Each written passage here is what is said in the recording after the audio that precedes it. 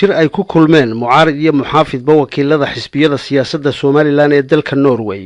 wakiilka dawladda Somaliland guurtida iyo hoggaan jaaliyadda taageerayaasha xisbiga wadani laguna soo dhaweynayay hoggaan cusub oo loo sameeyay xisbiga wadani laantiisa Norway oo ka dhacay magaalada Oslo ayaa lagaga hadlay arrimo siyaasad ahaan iyo nolol ahaanba khuseeya Somaliland gudo iyo dibadba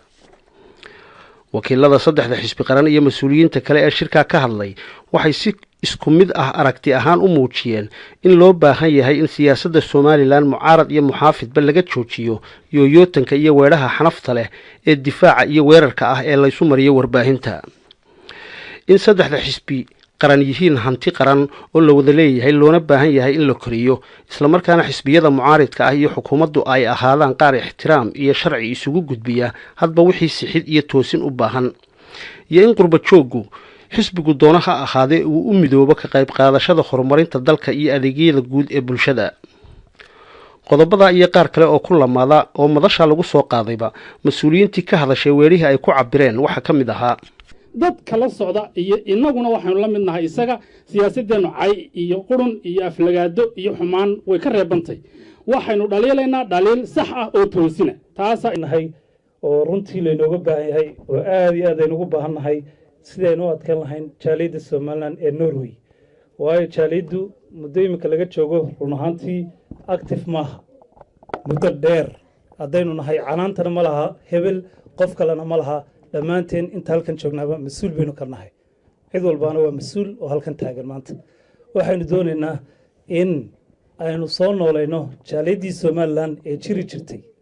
waxaynu doonaynaa kadib kullayto xisbiyo badan waynu soo baranay waqtiyo badan baynu soo marnay hadda waynu gaadhnay xilliyo aynu dhahan xisbiyo mucaarad iyo muxaafid aynu soo gallo filayna haddaanu nahay dumarka anna aan ka wakiilahay inaanu ka soo bixi doono xilkayagii inkastoon ilaahay ugu mahad celinayno maanta haddaydan soconayn la'aantayo oo dhowaan waxaa noo yimid guddi loo magacaabay waddada isku xidhaa gobolka Sanaag iyo Togdheer oo heer qaran ahaa oo madaxweynuhu magacaabay guddigaasi fariin bay siday badankeenu kamaynu soo qayb gelin marka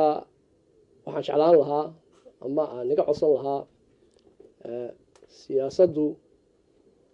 waanu mucaaradnimo waanu ku samayn karnaa waanu ku mucaaradi karnaa laakiin waxqabadka ama dhismaha waddanka kuma mucaaradi karayno socota sidaan hore u sheegnay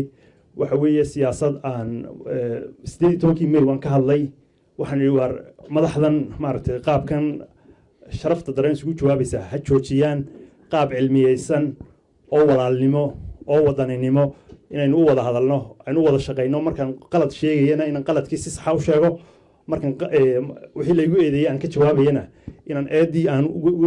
uga jawaabo si sharaf leh oo hab saddexda xisbi qaran markay soo baxeen waa saddex xisbi oo qaranka Somaliland wada leeyahay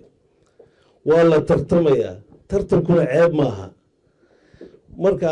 waxaan jecelahay inaan tartanka iyo loolanka siyaasadeed lagu jiro aan khalad laga fahmin